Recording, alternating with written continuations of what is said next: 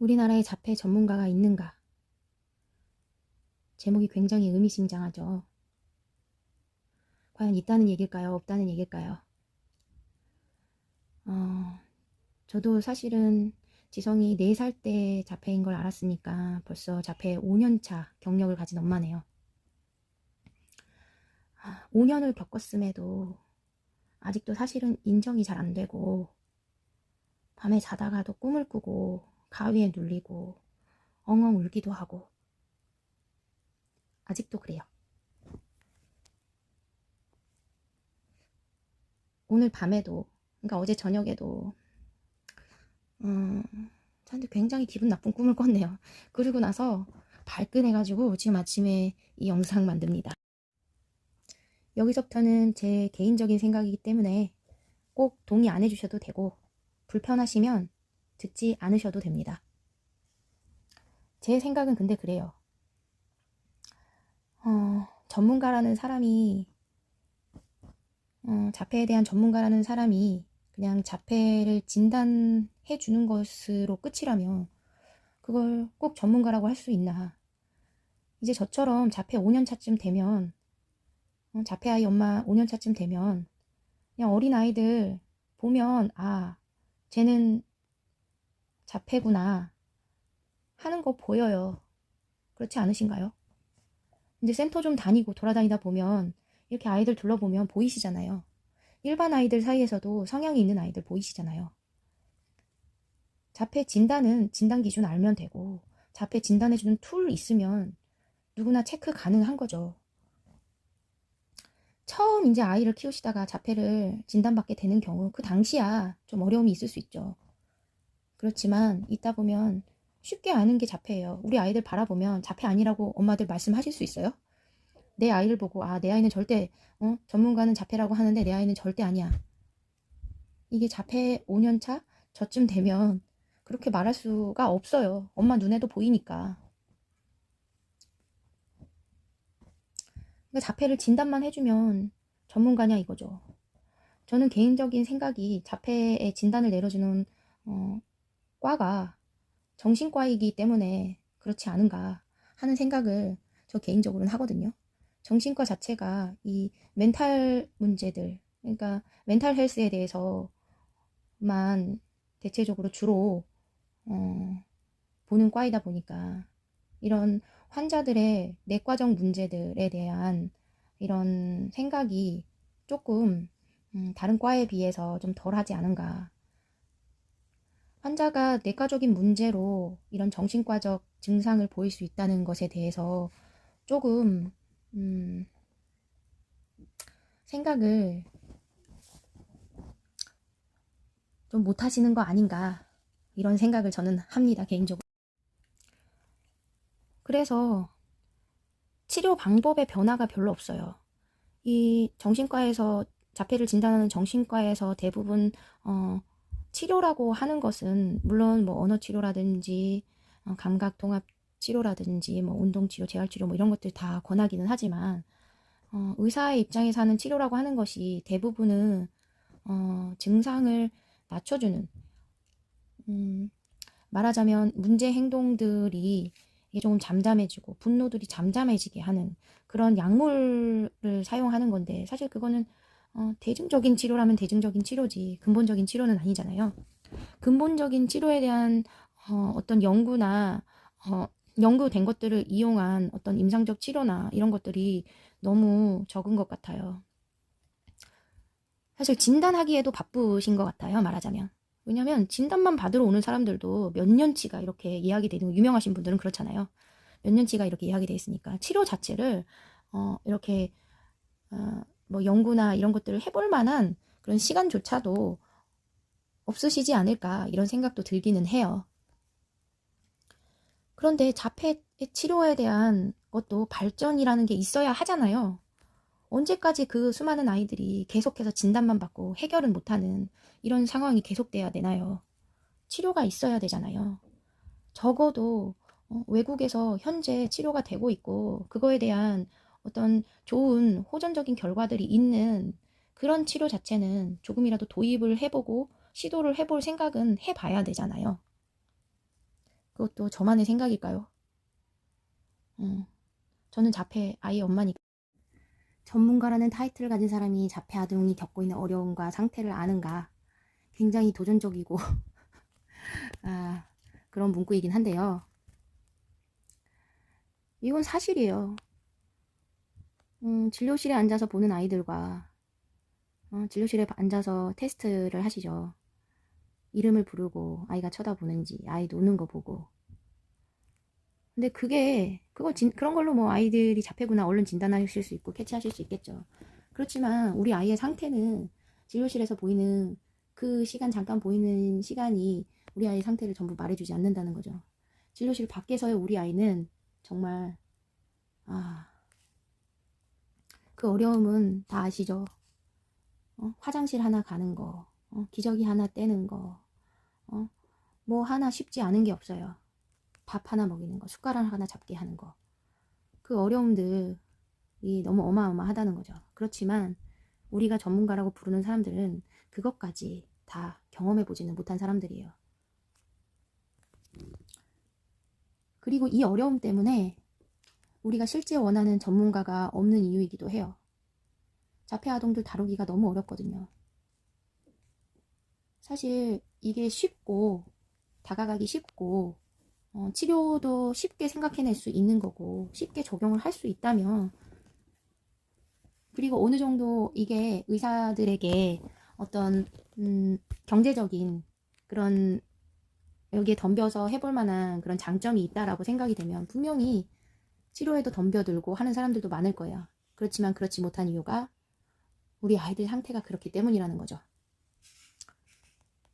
이해를 해요. 만약 의사들한테 손가락질을 하면서 왜 치료 단계에 대해서 이렇게 연구도 안 하고 가만히 있느냐라고 욕할 수만은 없다는 거예요. 그만큼 어렵기 때문에 안 한다는 거죠. 그렇다면 할 수 있는 사람은 부모밖에는 없어요. 전문가들한테 우리가 너희들 왜 안 하니 하고 원망하고 있을 수밖에 없잖아요. 그리고 우리 아이에 대해서 가장 잘 알고 있는 사람은, 잘 알고 있는 전문가는 부모예요. 가장 옆에 있고 가장 옆에서 많이 보는 전문가는 부모예요. 우리가 해야 되지 않겠어요? 안 해준다면 우리가 가져와서라도 해야 되는 거죠. 우리가 주체가 돼서 전문가라는 타이틀에 휘말리지 말고 전문가라는 말에 거기에 지레 겁먹고 그러지 말고 전문가를 이용할 수 있다면 이용을 해야 되겠죠. 필요한 거 요구하고 아니면 왜 아닌지 물을 수도 있어야 하고요. 여기서 말하는 전문가는 꼭 의사들만은 얘기하는 것은 아닙니다. 우리에게 어쩌면 전문가로서의 역할을 더 해주시는 분들은 지금은 치료사들이겠죠. 옆에서 아이 상태가 어떤지 항상 분석하고 이렇더라 저렇더라 얘기하고 치료를 직접 앞으로 어떻게 할지 상의하는 사람. 오히려 그분들이 더 전문가라는 생각은 들어요. 전에 어떤 소아정신과 의사분인데 강연을 한번 갔었어요. 그분은 아이 자폐 진단을 잘 하신다고 이렇게 뭐 엄마들 사이에서 유명 인사이기도 해서 강연도 많이 다니시고 하더라고요. 그분이 하는 이야기를 들은 적이 있는데 자폐 아동들 초등학교 가면 약물을 복용해야 되면 복용시켜야 한다. 어머님들이 그것에 대해서 굉장히 우려를 하시고 주저를 하시는데 그것은 생각을 해봐라. 같이 공부하는 친구들한테 방해가 되고 그러면 그건 못할 짓 아니냐. 그렇게 방해하고 소리 지르고 수업을 방해하고 하는데 약물 먹여야 된다. 그때 이렇게 얘기를 하셨거든요. 굉장히 충격이었던 게 내 아이를 위해서 약을 먹이는 게 아니라 다른 아이들을 위해서 약을 먹어야 한다는 거예요. 그러면서 그 약을 먹이지 않는 엄마는 정말 사람이 양심도 없고 그거는 그래서는 안 된다. 거의 사회적으로 지탄받을 대상인 것처럼 이렇게 얘기를 하시더라고요. 정말 깜짝 놀랐었는데, 아니 우리 아이가 약을 먹어야 하는 이유가 남의 아이 때문이라니요. 치료도 안 되고 치료를 해주는 것도 아니면서 저는 굉장히 분노를 했었거든요. 우리 아이들도 인권이 있어요. 남의 아이 때문에 약을 먹어야 된다고요? 전문가들이 그렇게 말하는 거를 보고 굉장히 저는 충격이었어요. 약은 그렇게 먹는 게 아니잖아요.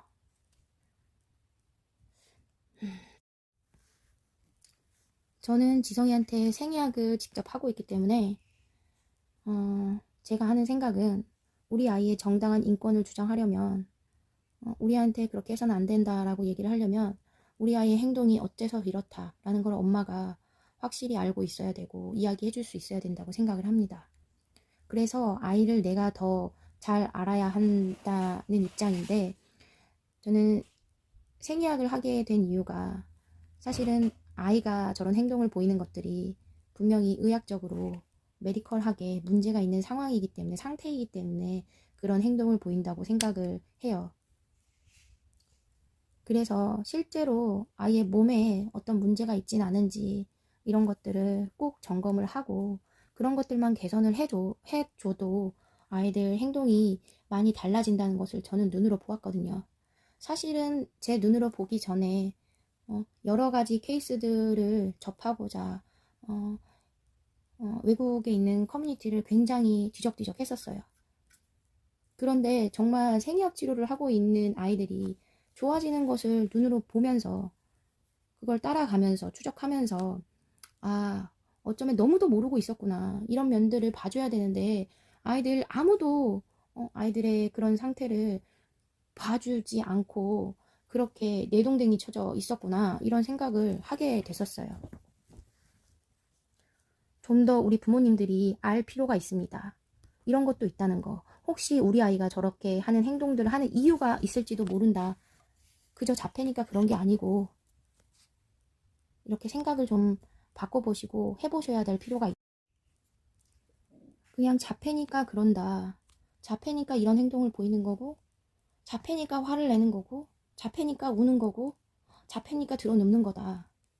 이렇게 생각하지 말고 물론 상황적인 문제가 있어서 분노를 했을 수 있고 이런 것들은 저희가 분석을 하지만 어딘가 몸의 문제로 화가 나는 건 아닌지 우리 머리 아프고 배 아프고 그러면 아무것도 하기 싫어요.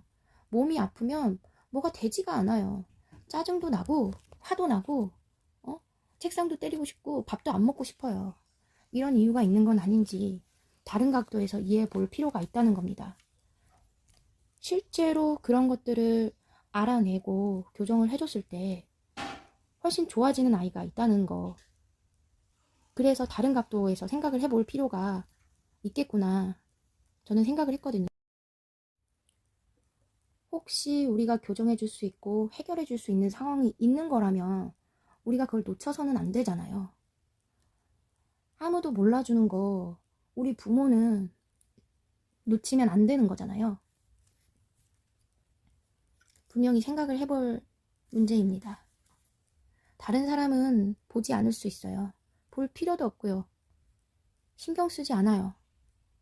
자폐니까. 그렇지만 우리는 그러면 안 되잖아요.